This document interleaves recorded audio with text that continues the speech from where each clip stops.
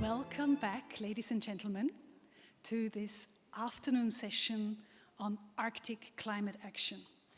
The Arctic may seem quite distant to us, but the impact of it on the planet is very immediate and undeniable. With the Arctic warming at nearly 4 times the global average, rising sea levels, shifting weather patterns, and biodiversity loss are becoming urgent challenges. This session will explore not only the crisis at hand, but also the opportunities for action and innovation. Please welcome the moderator of the panel, Professor Kim Hyun-jung, who teaches at the Department of Political Science and International Studies here at Yonsei University, and will introduce the panelists. Professor Park, the floor is yours. Good afternoon. I am Kim Hyun-jung. I'm a professor at the Department of Political Science and International Studies at Yonsei University. In this session, we are going to talk about Arctic climate action, turning climate challenges into opportunities. It is my great pleasure to be a moderator here. This session is co-sponsored by Korea Maritime Institute and the Korea Polar Research Institute as well. As a researcher, this is actually my second time to participate in this theme in GEEF. Last year was my first time to participate, and this year we are going to talk about our action. So I hope that our discussion about Arctic and the climate impact on Arctic is not going to be just a talk, but I hope it will lead to actions. And the Arctic area is an important area in terms of climate change, in terms of the impact from the climate change, and in terms of the contribution the area can do to address the climate change. So in this session, we're going to take a look at the current status in the Arctic area, and we will think about what kind of solutions we can come up with to meet the SDG goals. And in SDGs, there are various goals. So for example, Goal 17, industrial cooperation. So each speaker is going to talk about for about 15 minutes.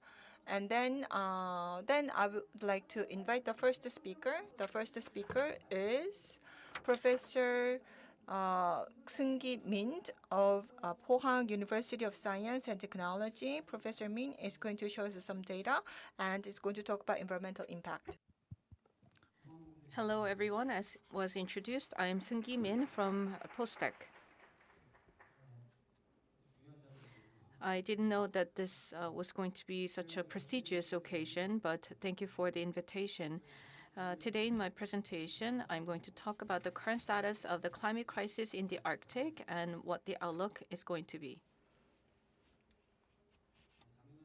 Last year, the global average temperature has gone up even further, but this was not anticipated, and it means that our climate is changing very rapidly. And as was mentioned by the moderator, global warming is very serious in the Arctic area. On the left-hand side, you can see the 2024 Arctic surface temperatures. And last year, as you can see here, they had the second warmest on record. And on the right-hand side, compared to the global average temperature, the rise of temperature in the Arctic is more accelerated, and the Arctic temperature is higher than the global average. And the reason why we're experiencing global warming, and because of this global warming, we can see even more and more frequent heat waves and extreme weather conditions. And so here, this indicates in color coding in red areas where they have extreme heat waves. On the left-hand side, about 22% of the Arctic experienced this record high heat waves. But on the right-hand side, you can see that in more recent years, more than 50% of the Arctic is subject to such heat waves. And on a serial scale, on a time series scale on the right-hand side, there are larger Arctic areas that are affected by severe heat waves, and so there's a fourfold expansion of such an area affected by severe heat waves. Along with global warming, When the weather gets warmer, there's more moist in the atmosphere, which will lead to more precipitation. For the past several decades, there's been an increase in winter precipitation in the Arctic. So you can see that kind of trend over the years. And on the right-hand side, you can see winter 2024 precipitation extremes. In Alaska and Canada, you can see how these areas are marked in dark blue, which represents very severe precipitation in the winter in the Arctic. So there's increasing Arctic moistening. This has been reported in the research. And back in 2018, I published this paper in Canada. Though more blue, there's more precipitation. In the second half of 20th century, you can see a very increasing tendency of precipitation in the Arctic.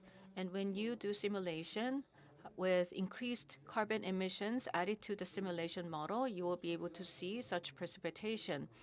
So the ANT and ALL include human factors, but OBS shows observation, ANT, ALL, and NAT. When it is only natural factors, only simulations, you see that there is less blue. Another interesting phenomenon we need to take into account is that there is ice, there's a lot of snow in the Arctic, and the graph on the right-hand side shows the late season snow cover, and snow cover has been decreasing over the years. And last year, as you can see on the left-hand side, snow is melting more quickly in May. So Arctic snow melt is occurring 1 to 2 weeks earlier than historic conditions, which means that they will have shorter winter in the Arctic. So they had the shortest snow season in 26 years. But what is more important is the rapid retreat of Arctic sea ice. And this, I believe, represents the immune system of the global climate system, because the Arctic ice reflects sunlight, and the Arctic ice has a very important role in moderating or modulating the global climate. But you can see minimum sea ice extent has been declining over the years, and this may lead to many different consequences, including warming in the Arctic as well as increased precipitation in the Arctic area, and they have impact across the world. So I've talked about what has been happening in the Arctic. Now, what will happen in the future? Because of global warming, there are a lot of changes taking place in the Arctic, and such trends will continue going forward because human activities continue to increase. Now, you can see these different trajectories, and human activities can change the trajectory of climate change in the Arctic. So about 40 gigaton of carbon has been emitted per year, and if there's an increasing tendency of carbon emissions, then by the end of the 20th century, there will be different scenarios: CO2 peak versus CO2 doubled versus CO2 medium and low and very low. Very low means that we will achieve net zero by 2050. And in the case of low scenario, we will be net zero by 2070. So in consideration of different scenarios, we can make some simulations. Now, the global warming is affecting the Arctic. So depending on the scenarios and depending on different carbon emissions pathways, we will see different phenomena in the Arctic. And so more than 4 degrees Celsius increase, more than 3 degrees Celsius increase versus 2 degrees and 1.5 degrees. But if we achieve net zero by 2050, then we will be able to limit the global temperature by 1.5 degrees or 2 degrees Celsius. Then let's say that the global average temperature increase can be limited to 1.5 degrees Celsius, but the Arctic will experience higher temperature increase. So you can compare between the global average versus the Arctic, and in the case of Arctic, there will be a 7-degree increase. So even though we limit the global average temperature increase by 1.5 to 2 degrees Celsius, this will have a huge difference in the Arctic area. As we do research on the Arctic sea ice, we find something interesting. What I mentioned was the climate model and simulations, but if the climate model is wrong, what will happen? We may have climate models that overemphasize or underemphasize certain factors. According to the IPCC report in September, this is the Arctic sea ice area, and when it goes to zero, this means that there will be no more sea ice. And for the high and very high scenarios, we will no longer have sea ice in the Arctic. But if we achieve net zero, in the case of the low scenario, we will still have some ice in the Arctic. That was the IPCC simulation. But when we compare between the historical data and the model data, we can see whether climate models are accurate or not. And we found that there was some overrepresentation and underrepresentation. So we had to adjust the model. And after the adjustment, we found that ice-free Arctic may become a reality as early as 2030s. So even when we achieve net zero by 2070, we may no longer have sea ice in the Arctic. And to prevent that from happening, we have to achieve net zero as early as possible. Otherwise, this will happen not only in September, but in August and October. We will have no ice whatsoever in the Arctic when we fail to achieve net zero. So we need to work hard to accelerate our net zero movement so that we can preserve the sea ice in the Arctic.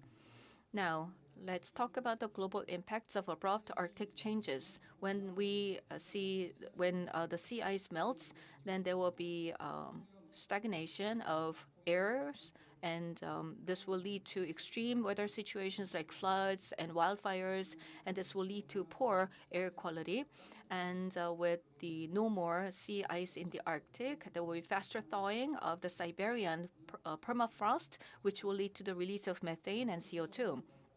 So in conclusion, as you may know very well, I want to be bold in saying that if we fail to achieve net zero earlier than the 2050s, then abrupt Arctic changes will be inevitable, and so we need to find a way to address this. Thank you for your attention. Thank you very much, Professor Min. So the Arctic is like an immune system of the global climate, but the sea ice in the Arctic is melting faster, so we need to pay attention to climate changes. And next speaker is Kim Ji, who is the director of Northern Polar Regions Research Division at KMI. Please go ahead with your presentation. Good afternoon. As introduced, I am Ji Kim. I am the director of the Northern and Polar Regions Research Division at KMI. This is also my second time to participate in this forum, so it is my pleasure to be here back. Nowadays, we talk about the importance of the blue economy in the Arctic area and the cooperation with Korea, and that is also my topic. So I want to talk about why we need the blue economy in the Arctic area. And with the new Trump administration, many people are now talking about Greenland and its resources, and also in relation to that, minerals and resources in the Arctic area is much talked about. So now there's a war going on in Ukraine, and also the existing principle of exceptionalism that has been applied to the Arctic area is not going to be here to stay. So, and also ironically speaking, with these new changes happening in the Arctic area, we are seeing new economic opportunities. So whether it is for security purposes or economic purposes, the Arctic area is now becoming a abode of contention between major countries. So the Arctic area, as it is becoming an arena for economic competition or economic gains, we cannot just sit still. Korea cannot just sit still, and we need to participate. So we need to see the Arctic area not just as a space for science and technology research and research collaboration. Now we need to think about practically what we need to do to deal with these new concept of the Arctic area as an economic sphere. So here I want to talk about the blue economy. So there are many definitions about the blue economy offered by many international bodies. So different definitions depending on the defining bodies. For example, in 2012, UN Sustainable Development Council, they define that the ocean is as a domain. We need to have a new approach between socio-economic development and environmental sustainability. That is a UN definition about the blue economy. What about the World Bank? So we need to use the maritime resources to promote economic growth and the betterment of livelihood and for job creation. But we also need to preserve the health of the ecosystem in the marine time. So we can see some keywords regarding the Arctic area. So economic gains and sustainable development, and also the environmental preservation as well. So depending on your definition on the Arctic area and the blue economy, your approach can be different. I had an opportunity to get feedback from various experts and policymakers as well. So this is basically many nations' policy on the blue economy of the Arctic area. So you can take a look at what kind of industries are specifically mentioned in connection with economic gain from the Arctic area. So we can easily imagine fisheries, industries, energy from maritime, oil and gas, and offshore power, and renewable energy and exploration for minerals there. So these are all included as well. So I thought it was quite interesting, particularly interesting industries. I marked them as red, and I interviewed some experts as well. So these are some sectors mentioned by experts from various countries, as you can see. And the color coding, basically, so there were some overlapping areas between total 8 countries. So I marked them with certain colors. For example, green shipping marked in blue, and renewable energy, maritime infrastructure marked as a light orange, and ammonia and hydrogen and maritime infrastructure marked as green. So in terms of identifying the area for cooperation, so these areas all these areas I looked at which areas is good for cooperation. So I kind of divided all these areas into largely 6 categories: maritime technology, fisheries, renewable energy, eco-friendly renewable energy, shipping, communication, and shipbuilding technology. So if Korea has cooperation with the countries in the Arctic area, what areas might be good candidate for such cooperation? And this is the criteria for assessment for such cooperation. So, for example, the criteria 1, importance and applicability, competitiveness and economic feasibility, R&D and sustainability. So, for example, compared to other sectors, in this sector, why do we need to prioritize, or do we need to prioritize this area in terms of the policy importance compared to other areas? And also, there were some differences in terms of perception regarding this assessment criteria.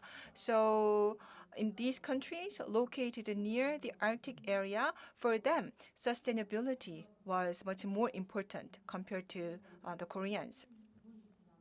So that was really noticeable. And in the case of Korea, so if you look at the yellow line, as you can see, the Korean opinion is that economic gain is really important, or economic feasibility was also important.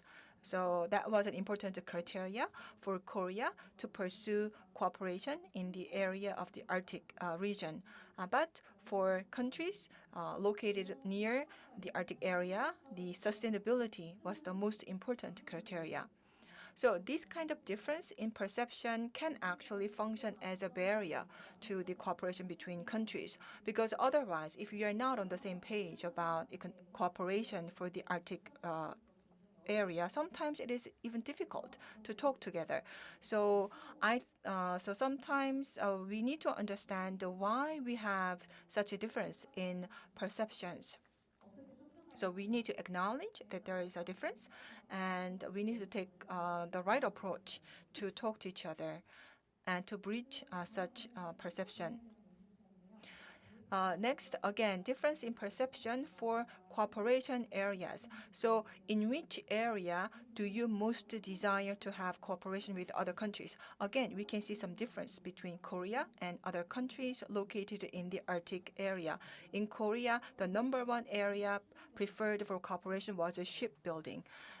But in the Arctic area countries, the #1 area for cooperation was eco-friendly renewable energy. I think it is because for them, sustainability was the most important criteria for cooperation, as I mentioned earlier. So I think they are really thinking hard about how to pursue sustainable development by focusing on renewable or eco-friendly energy. So these are some specific areas for cooperation. So we listed them up, as you can see. And some of the areas are really good candidates for cooperation between Korea and Arctic area nations. And so from #1 to 6, smart shipyard or smart seaport, and materials and equipment for ships specializing in the extreme cold, and renewable energy-based shipbuilding and ship development, and ammonia and hydrogen, offshore infrastructure, green shipping, and renewable energy, maritime infrastructure. So each area requires really a mega project to build. So for example, smart seaport, just a simple word, but in order to build a smart seaport, we need AI, automation, big data, all these cutting-edge technology incorporated together inside the seaport. That's what constitutes a smart seaport. And in Korea, if you look at the Busan seaport, it's still early stage of building a smart seaport. And it's quite smaller in terms of the size. And also in other areas, in other countries' seaport, there is still not much adoption of smart technology. Busan is actually doing well in terms of adopting smart technology. So I kind of had to use my imagination how we can pursue cooperation in these areas.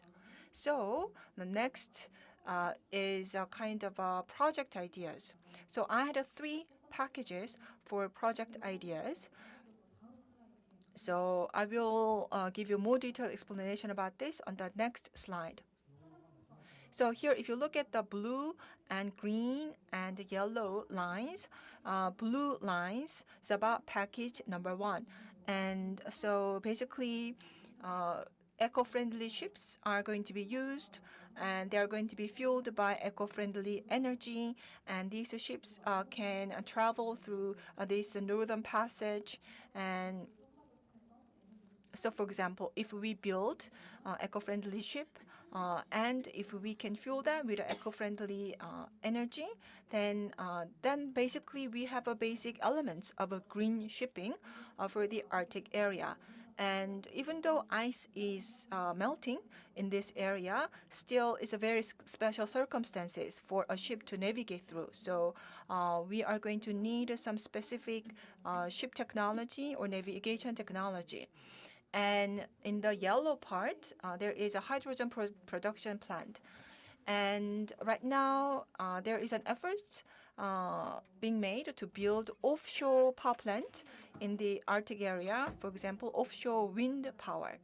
So offshore wind power plant and undersea cable to transport that energy to the consumers. So we can also import that energy. And in Denmark, they're actually using offshore power energy to produce the hydrogen.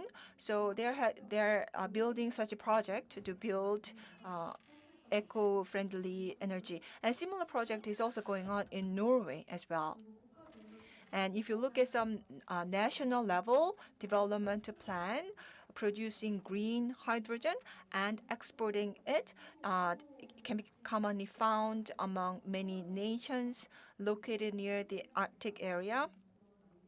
So I understand that in Korea we also have a similar plan, but our plan is more about importing hydrogen from overseas sources for now.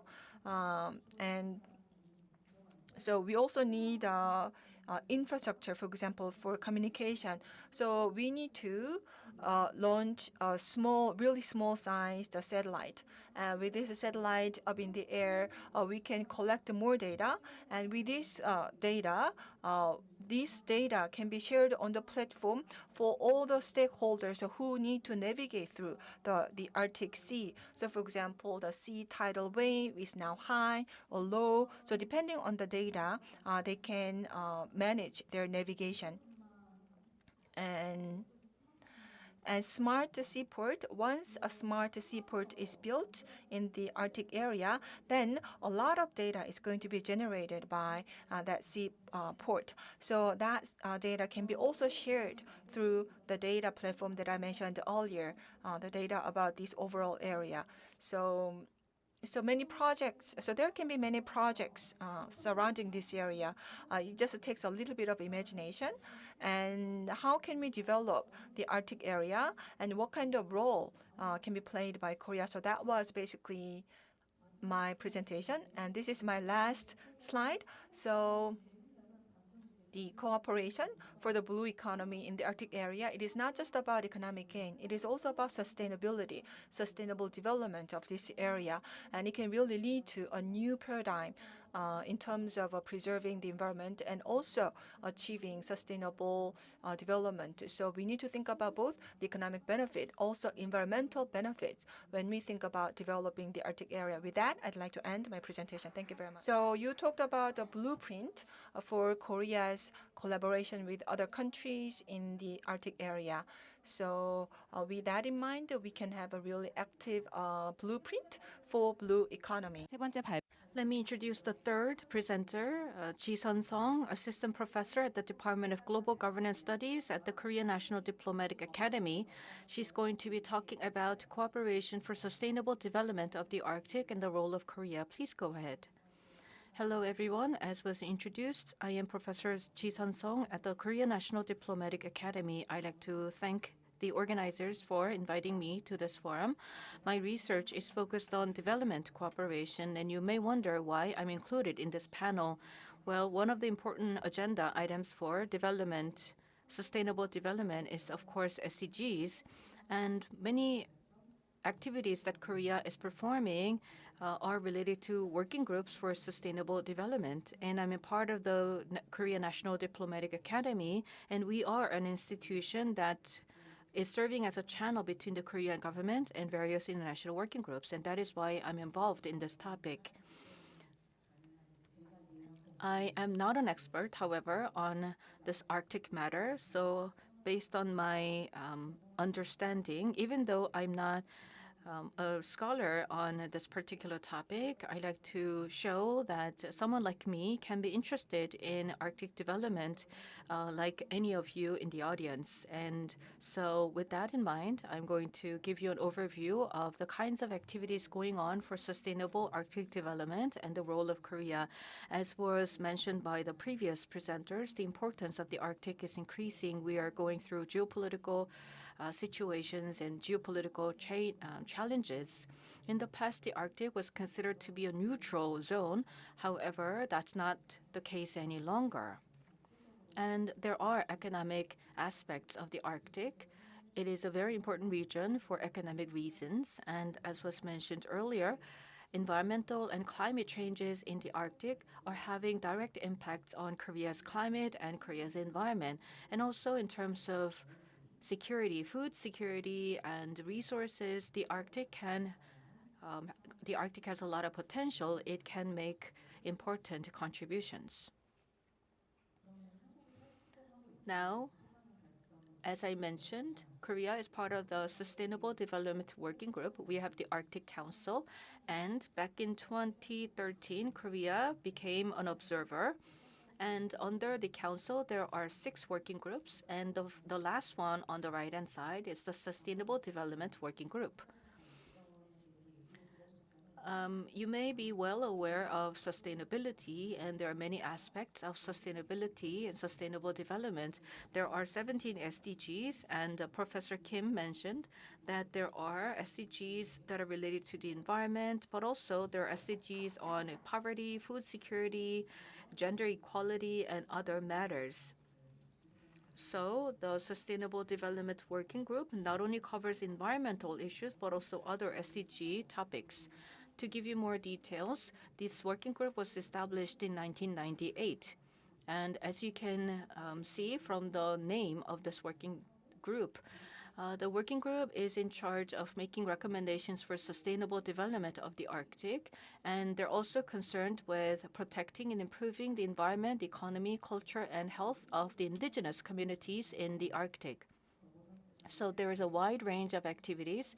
They not only engage in discussions on sustainable development, but also they carry out joint research projects and actual cooperation projects. And the working group is not only participated by member countries, but also other international organizations and NGOs and non-member countries. The secretariat is located in Canada. And this year, Norway is the chair, but the next chair of the working group is Denmark. But as you may know, there is this ongoing war in Ukraine, and with sanctions on Russia. Well, Russia is a member of the Arctic Council, but then because of the situation in Ukraine, there have been some disruptions and constraints in the activities of the Sustainable Development Working Group. In the past, chair countries of the working group used to announce specific plans, but currently Norway does not have any specific plan per se for this working group, but Norway is focusing on sustainable development agenda topics that they consider as important. So we have issues or discussions on the environment and the climate and sustainable economic development. And so human health and social, economic, and culture expert groups are in operation. Please refer to the slide for more details. But unfortunately, we don't have any Korean experts who are participating in this health, human security, and social, economic, culture group. The medium to long-term strategy was announced by the working group, and the ultimate vision is, of course, full implementation of the 2030 SDGs and the Paris Agreement. And there are 3 key pillars because sustainability is about economic, security, political, and social development. So we have multiple pillars under the vision. And in particular, this working group is concerned with protection and promotion of interests of the indigenous communities. We have many focal areas. Please refer to the slide for more details. As for the scope of the activities of the working group and the areas of action, you can refer to the slide. And there are a number of projects underway, but as I mentioned, there are tensions among the working group member nations. So several projects, including, well, actually 15 projects are ongoing, and many of them will be concluded this year. And there are some concept note proposals for new projects, and I heard news that some new projects will be allowed or will be approved, but there's not a lot of visibility as to what the future projects will be for this working group. So we need to wait and see. Of the 6 working groups, there are certain characteristics of the Sustainable Development Working Group. One of them is that there is a very high level of interest in indigenous communities and vulnerable communities, and they discuss, they include the Paris Agreement and the SDGs in their agenda. And the importance of the Arctic is not just limited to the region per se, but it has global implications. So the working group invites stakeholders from countries that are involved in or that have shared interests in the Arctic. And the scope of their activities is very wide because they include discussions on society, culture, health and well-being, businesses, economy, and infrastructure. So they not only have standalone projects, but also have many collaborative projects with other working groups. And furthermore, they closely connect or interact with the Arctic Council, which is a higher level decision-making body. The biggest challenge to this working group is the war. Because of the ongoing war in Ukraine, there is a lot of limitation to what the working group can do. Because Russia is a very concerned party of interest to the Arctic, and they do have expertise and a deeper understanding of the Arctic. So for sustainable development of the Arctic, as well as the global community, we need to be able to work and learn and find ways to work with countries that have different interests. I'd like to now talk about the role of Korea. There are two main contributions Korea has been making. Back in 2021, we have the Arctic Activity Plan, and it also has matters related to the indigenous communities. And there is 2023 Basic Plan announced by Korea. Well, I think that the basic plan is the founding or the underlying plan for Arctic activities of Korea. Please refer to the slide for more details. Overall, many observer countries, including Korea, have not been really active in the working group. But compared to the permanent members of the Arctic Council, our participation is rather limited. But for the past 10 years, Korea has been an observer for this working group. Initially, we were mainly participating in the meetings and we did monitoring, but now we are becoming more and more active, and we're thinking about the kinds of activities we can perform and what kinds of experts or professionals we can dispatch to the working group. So there has been more systematic preparation so that we can increase our participation in the working group. So the Korea Maritime Institute and the Korea Polar Research Institute, as well as other government agencies and private sector stakeholders, are interested in this working group. So you can see what kind of participation has been made. And last year, we participated in the relevant meetings and we proposed agenda items and we did some networking. And also for indigenous communities, we commissioned a research project. Now, how we can expand our participation, this is related to our discussion topic.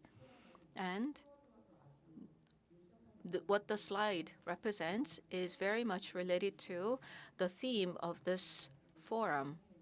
And as I mentioned, we have the basic plan for Arctic development, and we have the strategies. So just like the theme, Time for Action, for Korea to participate more actively in the Arctic activities, we know what we can do and we know where we need to increase our participation. So we do have such an understanding. Now it is time to translate our understanding into action. And by taking action, we can increase our contribution, which can become more sustainable and effective. It is time to come up with concrete strategies for that. Thank you for your attention. Thank you very much, Professor Song, for your presentation. The UN SDGs and the Paris Agreement are key agenda priorities for the Arctic Council and the Sustainable Development Working Group. And she mentioned that Korea's participation has been increasing over the years. Thank you. And the last speaker is team leader Song Kang from the Climate Change and Carbon Research at the National Institute of Ecology. Please go ahead with your presentation. Good afternoon. As introduced, I am Song Kang from the National Institute of Ecology. Thank you very much for giving me the opportunity to present my presentations here today. So I want to talk about how Korea can be involved in the research activities regarding the Arctic area, not necessarily as a direct participant, but as an indirect participant.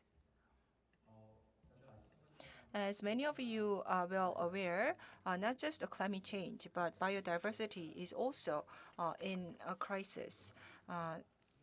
So as you can see here, this is the biodiversity assessment report. And it talks about the biodiversity loss and 5 main causes for that. And biodiversity is now declining, as you can see. And due to the climate change, the biodiversity is also going down in the Arctic region. So in the Arctic region, there are about 8 countries who wrote the Arctic Biodiversity Assessment report. Prior to this Arctic-focused report, they looked at the overall biodiversity already and also bioecosystem services as well. So they already have indicators to study, and they already published this kind of assessment report. And how the biodiversity in the Arctic area is changing is covered by this report. And in this report, in what areas, practically speaking, are identified, and what are some trends that have been identified. For example, there are 17 recommendations by this report. In short, the report is called ABA. So there are 17 ABA recommendations. There is a strategy and a policy as well. So these 17 recommendations are put forward to be incorporated into the relevant policies. And for the recommendations, they look at the themes, and also they also think about mainstreaming biodiversity as well. 이 17개 권고안 중에 Out of these 17 recommendations, one recommendation was actually created into a real project. This is the Arctic Migratory Bird Initiative. So the Arctic Council member countries, they allow non-Arctic countries to participate as main members. So there are migratory birds who spend their mating season in the Arctic area, but Arctic area is just a part of their migratory path. But recently, there was a decline in the number of such migratory birds. The reason for that was overcatching. So not just overcatching, but illegal catching as well. Illegal catching even for endangered species. So many countries invested a lot to rehabilitate these species, but they were being caught illegally by people. So that problem was identified. And also, their habitat was changing because typically their habitat, wetland, were being developed. So their habitats were undergoing changes. So when these migratory birds come back to the wetland is no more because it's now going through development. So this initiative was launched. So there are major 4 migratory bird flyways around the world, as you can see on the slide. And there are 6 working groups, as mentioned by the previous speaker. So one of those working groups is leading the initiatives about the flyway. Korea is a part of the East Asian Australasian Flyway Group, and we are participating there. And particularly, Korea is a kind of a mid-stop for these migratory birds. And in Korea, there's typically a bottleneck phenomenon among migratory birds. And migratory birds tend to land on the wetlands in Korea, and they stay there for about 40 days. And as they move northward, sometimes they tend to travel, if they travel faster to the northern area earlier than normal schedule, then it's still too cold for them. So but these wetlands in Korea also are being developed. So these migratory birds, when they come and take a rest in Korean wetland, the wetland is not there. Then if they have to go to the northern part earlier than scheduled, then they have to face a colder weather up in the north. So this kind of study is also part of the sustainable development goal achievement as well. And in 2022, the biodiversity framework adopted goals for biodiversity preservation. So there are some goals, for example, reducing biodiversity loss and mainstreaming this as a policy idea. So if your country is a party to the CBDA, you need to come up with a strategy for biodiversity. So these countries are participating. And Korea is one of them. So up to 28, Korea needs to have a 5-year plan to reduce biodiversity loss. And the plan needs to include the key indicators that are assessed for biodiversity, and also the relevant parties, relevant sectors are working together to meet this goal.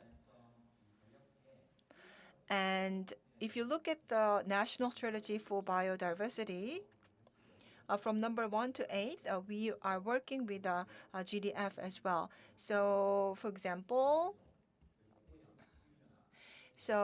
spatial planning, restoration, protected areas, endangered species, sustainable use, invasive species, pollution, climate change.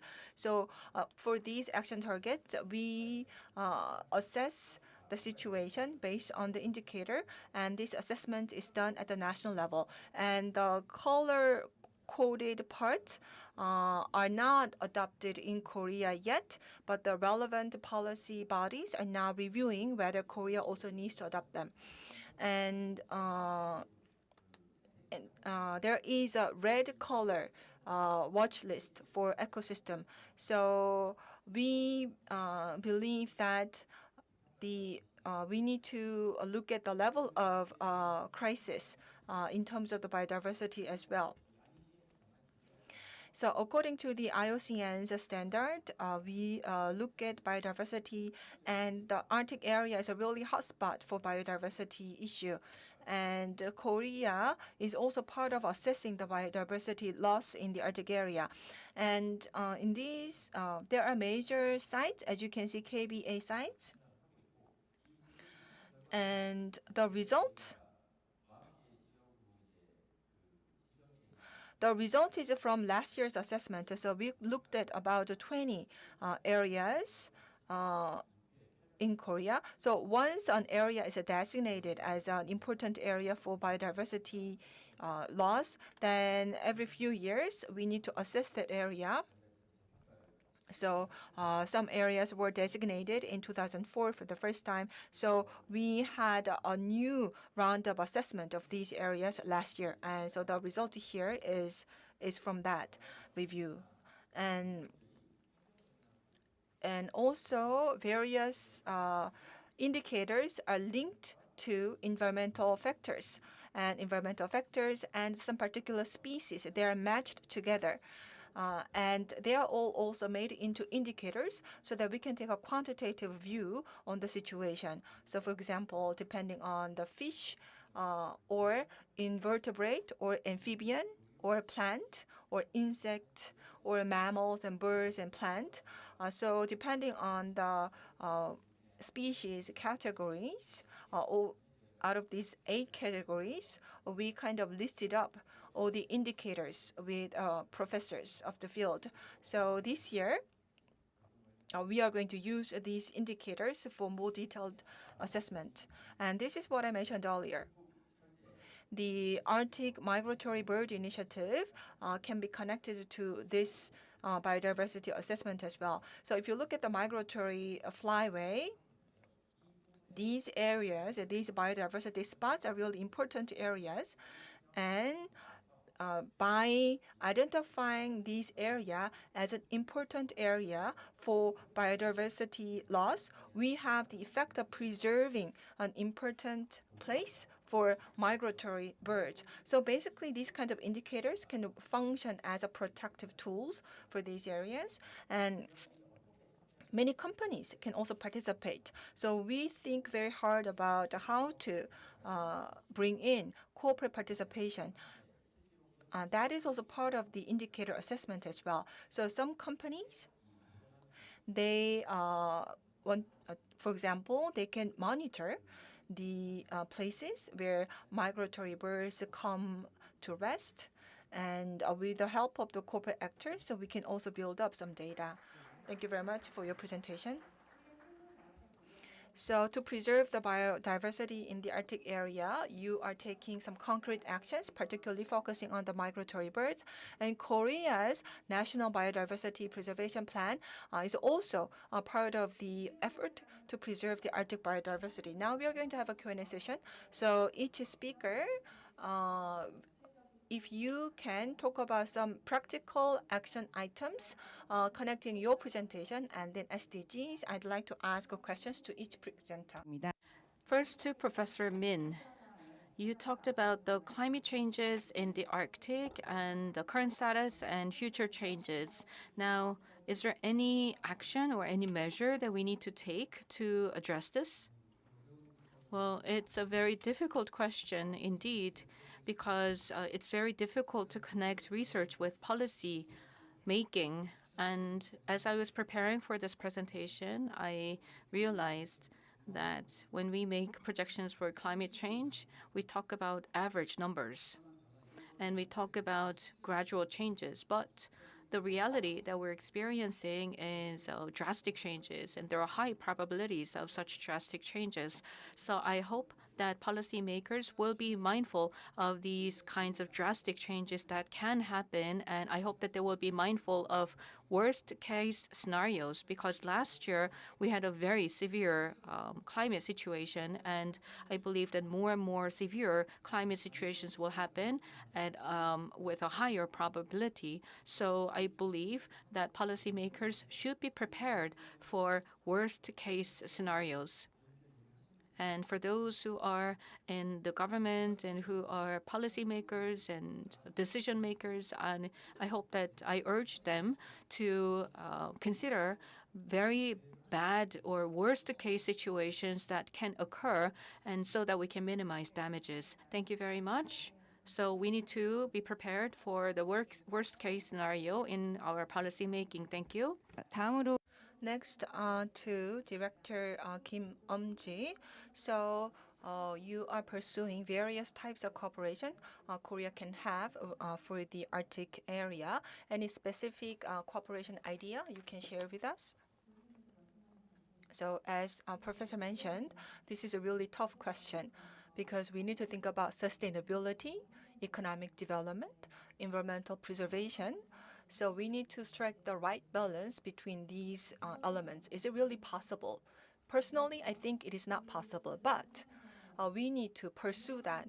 I think it is possible to aspire to striking a good balance among these elements. So if we have that in mind, companies, because they are major economic players, so companies, when they take an action to preserve the environment, that can also have an impact on the policy, and the policy makers can support such corporate actions. For example, in the Arctic area, if we start making economic activities in the Arctic area, maybe we can connect that with a carbon emission trading system.